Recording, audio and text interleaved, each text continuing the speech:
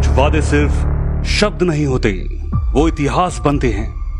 मोदी जी ने बिहार की धरती से पूरे देश को एक वादा किया था। अब आतंकियों की बची खुची जमीन को भी मिट्टी में मिलाने का समय आ गया है। उसी वादे को निभाकर फिर लौट रहे हैं प्रधान सिंह बिहार की उसी मिट्टी पर। ये सिर्फ रोड शो नहीं बल्कि आभार है, अभिनंदन है उस संकल्प का जिसने देश का सिर गर्व से ऊंचा किया। पटना की सड़कों पर उमड़ेगा जन सैलाब, सिर्फ उनके स्वागत के लिए नहीं बल्कि कहने धन्यवाद मोदी जी, आपने जो कहा वो कर दिखाया। आइए हम सब मिलकर कहें धन्यवाद मोदी जी। नमस्कार, संतोष की रिपोर्ट में आप सबों का स्वागत है। बीजेपी के तरफ से ऑफिशियली ये वीडियो जारी हुआ है, तो कल प्रधानमंत्री आएंगे तो उस कार्यक्रम का फोकस क्या होगा और क्या दिखाना चाह रही है बीजेपी, ये लगभग 1 मिनट की वीडियो से आप समझ गए होंगे। मतलब घर घर सिंदूर की शुरुआत की घोषणा कल प्रधानमंत्री अगर अपने रोड शो कार्यक्रम के दौरान ही कर दें तो कोई बड़ी बात नहीं होगी, लेकिन बड़ा सवाल है कि मधुबनी में उन्होंने जो वादा किया था उस वादा को तो उन्होंने पूरा किया ही किया, लेकिन पिछले 2-3 दिनों से जिस मिजाज में वो बोल रहे हैं, देश को संबोधित कर रहे हैं, बिहार से क्या संबोधित करेंगे ये इस पर सबकी नज़र है। वैसे कल रात यहाँ रुकने का कार्यक्रम है, राजभवन में वो रुकेंगे और परसों विक्रमगंज में उनकी चुनावी सभा ही कह सकते हैं, उनका आम सभा है जहाँ कहीं न कहीं उद्देश्य होगा उस इलाके के फौजी को संबोधित करना। उस इलाके में बड़ी हर घर में 1 न 1 2 फौजी आपको मिल जाएगा। वो इलाका सासाराम से लेके आरा से लेके विक्रमगंज, वो इलाका उसी इलाके में शाहाबाद का वो इलाका है जहाँ इनका कार्यक्रम हो रहा है। पूरी ताकत बीजेपी भी लगा रखी है और जदयू ने भी कह सकते हैं कि ललन सिंह के नेतृत्व में सारे विधायकों को, हालांकि उस इलाके में अधिकांश विधायक जदयू के चुनाव हार चुके हैं, इस बार टिकटार्थी हैं, तो इसलिए उन्हें बड़ी जिम्मेवारी दी गई है कि जो भी 5000 से कम लोग लेके आएंगे उनका टिकट खतरे में है। जैसे मधुबनी के सभा में वो बोलते थे, वहाँ डटे हुए हैं। कल कार्यक्रम है, परसों कार्यक्रम है, कल रोड शो लगभग 45 मिनट का शाम में वो आएंगे और रोड शो है। उस दौरान कहा जा रहा है कि बनारस और कोलकाता से इतना ट्रक से फूल लाया गया है रास्ते में, आज सुबह पहुंच जाएगा वो फूल, कि पूरे एयरपोर्ट से लेके बीजेपी कार्यालय तक आप रूट को देख लीजिए कि कैसे प्रधानमंत्री का कार्यक्रम रोड शो में चलेगा। ये आप नक्शा में देख रहे हैं, एक सांकेतिक नक्शा हम आपको दिखा रहे हैं। इसी रास्ते से जाएंगे तो मोदी, और पिछले बार भी मोदी इसी रास्ते का इस्तेमाल किए थे जब चुनाव से ठीक पहले, लोकसभा चुनाव से पहले भी इसी तरीके से वो रुके थे। लेकिन कल का कार्यक्रम जिस तरीके से सिंदूर के शौर्य से जुड़ा हुआ है, साथ ही राजनीतिक कार्यक्रम भी है।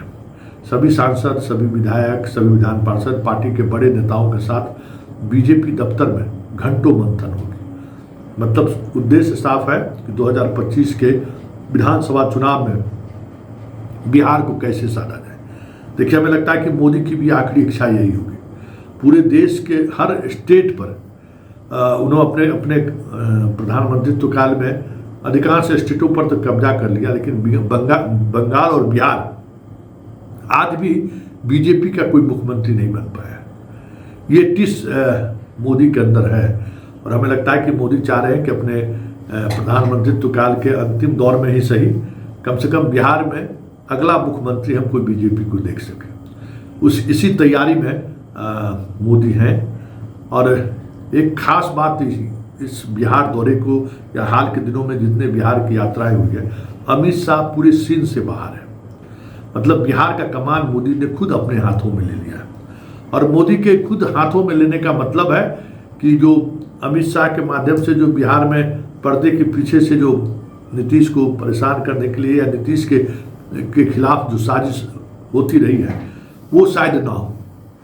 मोदी कभी भी नीतीश कुमार से इस तरीके से कभी कोई सौदेबाजी नहीं किया है। अक्सर जब मोदी ने पहल किया तो नीतीश और उनके बीच बातचीत निर्णायक रहा है। तो कल हो सकता है कि सीट शेयरिंग को लेकर भी कोई संकेत मिले, क्योंकि ऑपरेशन सिंदूर का विजयोत्सव तो है ही, लेकिन उद्देश्य मेन है कि बिहार को साधना। अब बिहार के साधने में मोदी कितने कामयाब हो गए ये तो आने वाला वक्त बताएगा, क्योंकि 2015 का चुनाव उन्हें याद है, पूरी ताकत उन्होंने झोंक दी थी, फिर भी बीजेपी बहुत ही बुरे तरीके से चुनाव हार गई। फिर बीजेपी को होश होने में बहुत लंबा वक्त लगा, और आज भी बिहार में वो जो प्रयोग कर रहे हैं, बिना लीडरशिप का जो प्रयोग उनका चल रहा है, वो प्रयोग बिहार जैसे राज्यों में कितना सफल होगा कहना मुश्किल है, लेकिन कोशिश उनकी चल रही है कि मेरे चेहरे पर वोट लोग करें। हालांकि लोकसभा चुनाव में 10 सीटों पर एनडीए गठबंधन को हार का सामना करना पड़ा था, और ये वही इलाका है जिस इलाके में इनका कार्यक्रम है। औरंगाबाद से लेकर पाटलिपुत्रा तक सारी सीटें ये हार गए थे। तो उस इलाके में कमबैक करने की इनकी कोशिश होगी कि किसी तरीके से हमारी वापसी हो। तो ये कहीं ना कहीं अपने विधायकों और सांसदों से फीड लेंगे, लेकिन बड़ा सवाल ये है कि अभी भी इनके पास नीतीश को लेकर कोई विकल्प नहीं है। नीतीश कह सकते हैं कि इनकी आज भी मजबूरी है कि नीतीश से हटकर कुछ ये अलग सोच ही नहीं पा रहे हैं।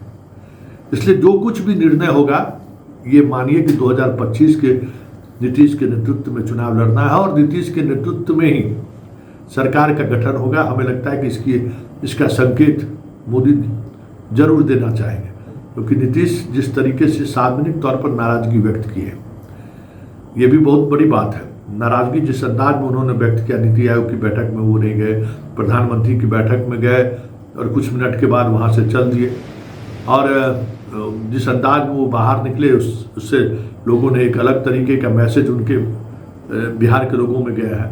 तो उस मैसेज से बीजेपी बचना चाहती है। और अब देखिए ना, प्रधानमंत्री चुनाव से पहले 3 सभा कर चुके हैं। अब चुनाव के दौरान अब कितनी सभाएं करेंगे आप सोच सकते हैं कि पूरी ताकत वो बिहार में लगाएंगे, किसी तरीके से बिहार को फिर से कब्जा कर। लेकिन आज भी मोदी हो चाहे नीतीश हो, उनके पास जंगल राज, लालू के जंगल राज का भय दिखाने के अलावा कोई दूसरा न विकल्प है, न उन विकास योजनाओं में भी कोई ऐसी बात हो जिसके सहारे वो बिहार की जनता को एक साथ जोड़ सके। बस मुद्दा एक ही है कि फिर से जंगल राज वापस आ जाएगा। कल पटना एयरपोर्ट का भी वो उद्घाटन करेंगे। अच्छा टर्मिनल बना है, आधुनिक लुक है उस टर्मिनल का। कल प्रधानमंत्री उद्घाटन करेंगे, उसके बाद बिहटा एयरपोर्ट का वो शिलान्यास करेंगे। और बाकी जो गडकरी की योजनाओं को तो कुछ कहने की जरूरत है ही नहीं। गडकरी की जो सड़क पुल की योजनाएं हैं वो 17,000 करोड़ की करीब योजनाएं हैं जो चल रही है, तो वो सारे योजनाओं का फिर से शुभारंभ वो कर सकते हैं। लेकिन जो कई ऐसे मुद्दे हैं जिन मुद्दों को लेकर सार्वजनिक तौर पर नीतीश कुमार पटना को सेंट्रल यूनिवर्सिटी घोषित करना, कई इसके अलावा मुद्दे हैं जिन मुद्दों पर आज भी मोदी खामोश है। और बिहार की जनता आज भी उनसे ये उम्मीद करती है कि जो बिहार में पहले के रेल मंत्री रहते हुए रामविलास पासवान ने यहाँ मंडल बना, हाजीपुर रेल मंडल, फिर मढ़ौरा और मधेपुरा में 2 रेलवे का कारखाना, ये सारे प्रोजेक्ट जिस तरीके से Patna AIIMS, 2 central university, IIM, IIT, बहुत सारे ऐसे एजुकेशनल हब समझिए कि पटना के आसपास के इलाकों में पिछली सरकार के दौरान बिहार को मिला है। लेकिन यहाँ मोदी के समय कुछ ठोस ऐसी चीज़ें नहीं मिली हैं, तो लोग उम्मीद कर रहे हैं मखाना का टैगिंग कर दीजिए, ये सारी चीज़ें तो हो रही है। लेकिन इन सब से इतर जो सबसे महत्वपूर्ण बात है जिस पर सबकी नज़र रहेगी कि आखिर बिहार में वो बोलेंगे क्या, क्योंकि अब सिंदूर पर इतनी बातें हो चुकी हैं, अब हमें नहीं लगता है कि इससे ज़्यादा एक होता है कि एक हाइप, ऊंचाई, उस ऊंचाई तक वो राजस्थान से लेकर गुजरात तक उस ऊंचाई तक ले जा चुके हैं। अब बिहार से क्या संदेश देना चाहते हैं ये देखना दिलचस्प होगा। लेकिन एक बात तय है कि बिहार जिस राजनीतिक मिशन से वो आ रहे हैं इस बार भी 2025 के चुनाव में भी उन्हें खाली हाथ लौटना पड़े तो कोई बड़ी बात नहीं होगी, क्योंकि नीतीश के बगैर न सरकार बनती हुई दिख रही है, न नीतीश के बगैर सरकार बनाने की स्थिति में बीजेपी दिख रही है।